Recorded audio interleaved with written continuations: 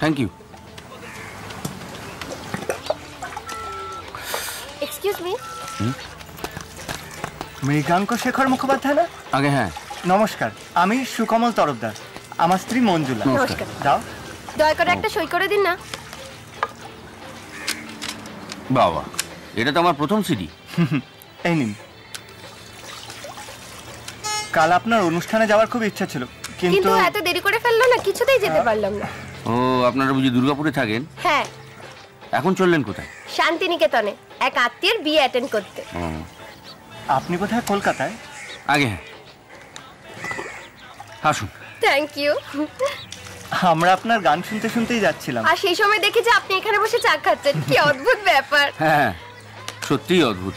Thank you. আজ তাহলে আসি। নমস্কার। ভালো থাকবেন। আমি রেডি স্যার। ধরো চা। ঠিক আছে। কত হলো ভাই?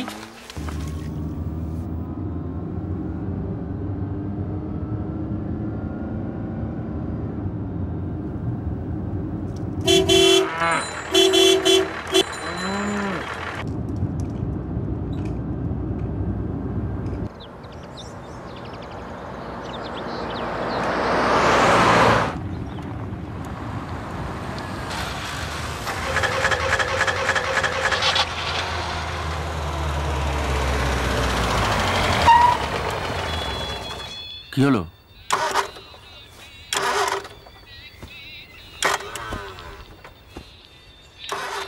ব্যাপার কি সুধীর? তেল শেষ স্যার। আশ্চর্য, কবে থেকে বলছি ইন্ডিকেটরটা খারাপ? আজ সকালে বেরোবার সময় বলেছি, তোমার তো কোনো হেলদোল নেই। এখন কি হবে? দেখছি। আমি পানাগড় থেকে তেল নিয়ে আসি। যাও। পানাগড় কত দূর? 5-6 কিলোমিটার হবে। হ্যাঁ, ওই দেখো, 5-6 কিলোমিটার হবে বলে চললো। ফাঁকা মাঠের মাঝখানে গাড়ির ভেতর বসে থাকো 2.5 ঘন্টা। রাস্কেল। স্যার কিছু টাকা লাগবে। ভাগ্যিস বললে। লং জার্নিতে এ ধরনের রিস্ক নেওয়াটা ভবিষ্যতে যেন এরকম না হয়। ধরো। আর শোনো, 3:30 বাজে, 8টা 8:30টার ভেতর ঢুকতে পারবো? তা পারবো স্যার। হ্যাঁ হ্যাঁ, ছোট। ও হ্যাঁ, কোনো বাস পেলে বা কেউ লিফট দিলে উঠো। মাটা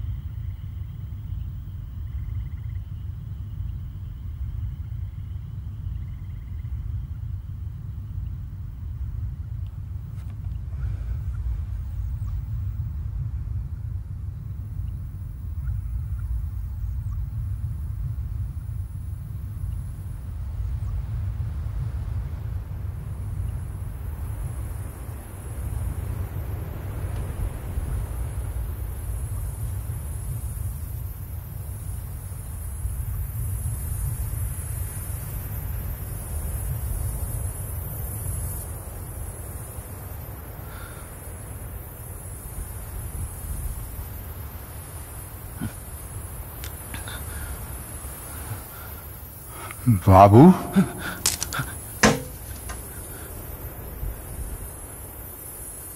আমায় চিনতে পারছেন বাবু? অভিরাম। একদিন পরেও আপনি আমায় চিনলেন বাবু।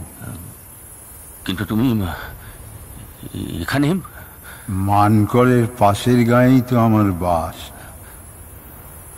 আগে বলেছিলাম না, পানাগড়ের আগের স্টেশনই তো মানকর। বলেছিলে, কিন্তু এই জামাটা চিনতে পারছেন? এটা তো বোধহয় আমি। হ্যাঁ, এটা আপনিই আমাকে কিনে দিয়েছিলেন। আপনি আমার জন্যে অনেক করেছেন বাবু, কিন্তু শেষে এমন কেন হলো বাবু? আমি তো কোনো দোষ করিনি। আপনার বিয়ের সোনার ঘড়ি আমি চুরি করিনি। 20 বছর ধরে আপনাদের সেবা যত্ন করলাম, কিন্তু আপনারা কেউ আমাকে বিশ্বাস করলেন না। বরদাদা বাবু গায়ে হাত তুললেন, গালিগালাজ দিয়ে আমাকে তাড়িয়ে দিলেন। আপনি বৌদিমণি কিছু বললেন না? আপনাদের ওখান থেকে চলে আসার পর আমার কি হয়েছিল জানেন?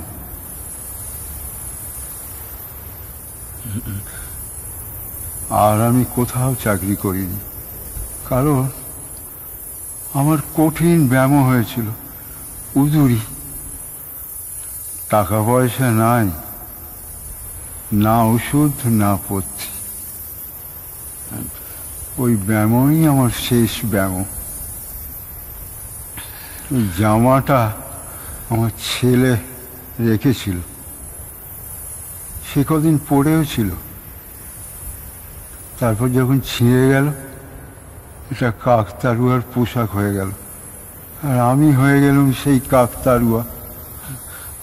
কেন জানে? আমি জানতাম একদিন না একদিন আবার আপনার সঙ্গে দেখা হবে। আমার প্রাণটা ছটফট করছিল। হ্যাঁ, মৃত মানুষেরও প্রাণ থাকে।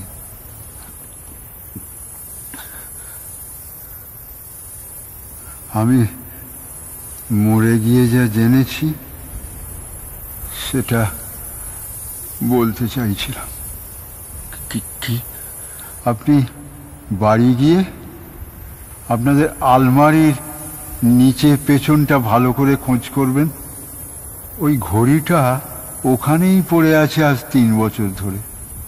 আপনাদের নতুন চাকর পানু ভালো করে ঝাড়ু দেয় না, তাই সে দেখতে পায়নি। ঘড়িটা যখন পাবেন তখন আপনি বুঝবেন অভিরাম কোনো দোষ করেনি।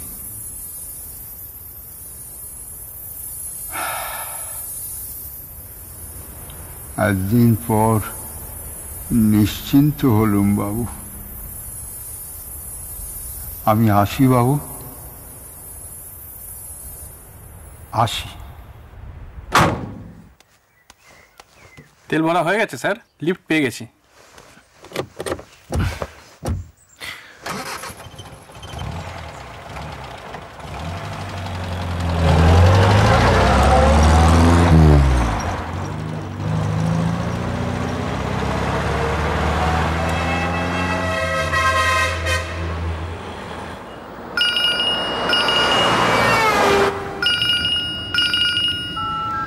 হ্যালো।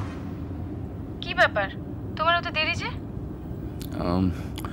পরে বলছি, আগে একটা কাজ করো তো। কি কাজ? আমার আলমারির নিচটা একটু ভালো করে দেখো। আলমারির নিচটা কেন? যা বলছি করো না, আমি ধরে আছি।